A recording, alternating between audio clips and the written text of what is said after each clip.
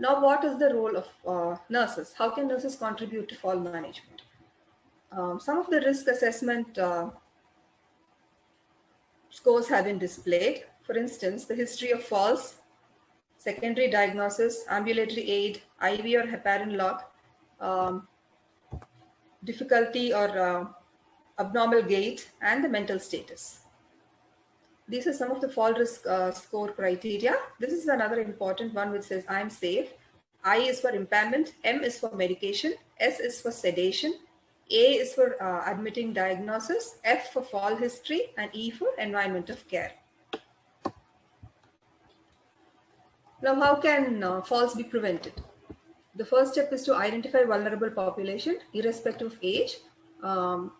Of course, age and the medical condition or any impairments that they might have. Use yellow bands for the patient. The patient band, they can be color coded yellow. So every member of the healthcare team who steps into the room, it could be the nursing staff, it could be the housekeeping, it could be the paramedical staff. They know that this patient is at a high risk of fall, and they will make sure that necessary steps are taken when the patient is in their care.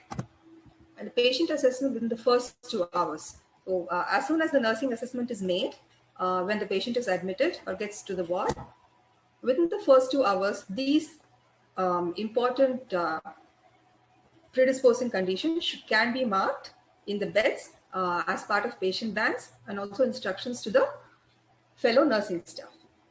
Another important factor that contributes to a fall is the bed breaks. When the bed breaks are not locked, the patient tends to move.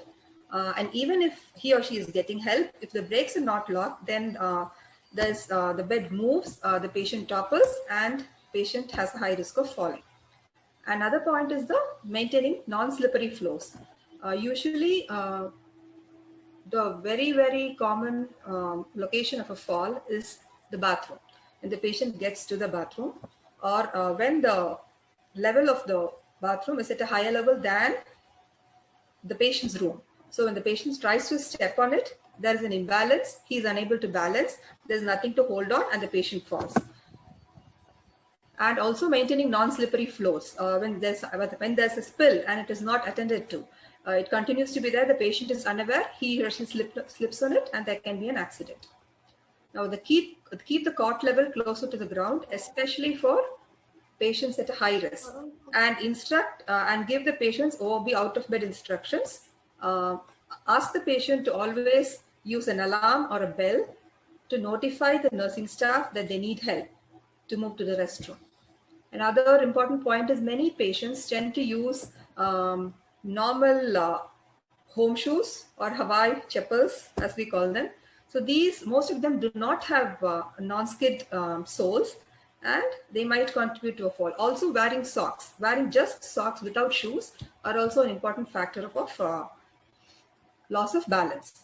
Keep the lights on, especially during the night when the patient is resting or sleeping. For the most part, only the night light is on because it's easier for the patient to relax and sleep. But when the lights are not on and there's no bright lighting, the patient tends to move ahead and trip on something and fall.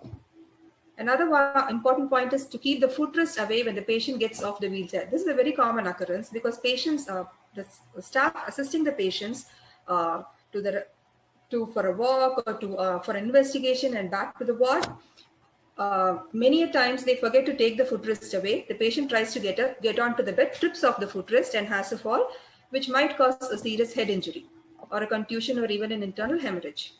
Maintaining nutritional levels of the patient. So when the patient is already, many patients in the hospital, they tend to eat a lot lesser than they used to at home. So when these impaired nutrition levels may cause dizziness, may impair their ability to walk, and might contribute to a fall. And the next one is the medication review. I think I've already mentioned that earlier. When the nurse feels that certain medications might predispose the patient to a fall, it is always better to discuss with the physician to see if the dosage or the time can be modified so that the patient is relatively safe as far as the medication contribution to a fall is concerned. Along with the patient, educating the family is also very important because for the most part, there is somebody waiting with the patient in the hospital. And they also must be instructed to ask for help and always remind the patient that they must ask for a mobile help or for the nurse alarm or the alarm bell, and there's nothing to hesitate. Another important factor is the use of incontinence pads.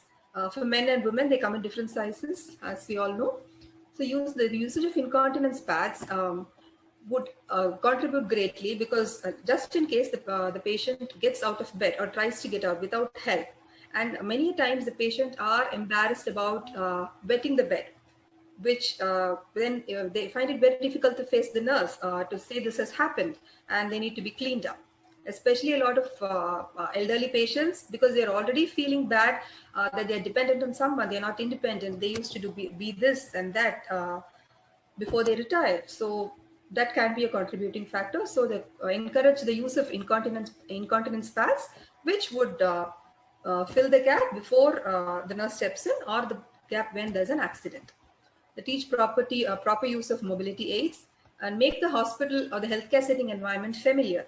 Let them know that there is such a table here, that there is a trolley here, there's the food table there, and so they're familiar with the environment. Then hourly rounding, especially in case of incontinence, hourly rounding on part of the nurses can make sure that the patient, if at all they need help going to the restroom, they can make use of the time when the nursing staff step in and then finish their job and come back. Maintain a low bed height and developing a specific schedule for rounding. Check toilet height. In some cases, the toilets do not have rails. So when the patient tries to get up from the toilet or hold on to something in the bathroom, if the rails are missing, then there is a very good chance of falling. So these are some of the factors that we need to consider in a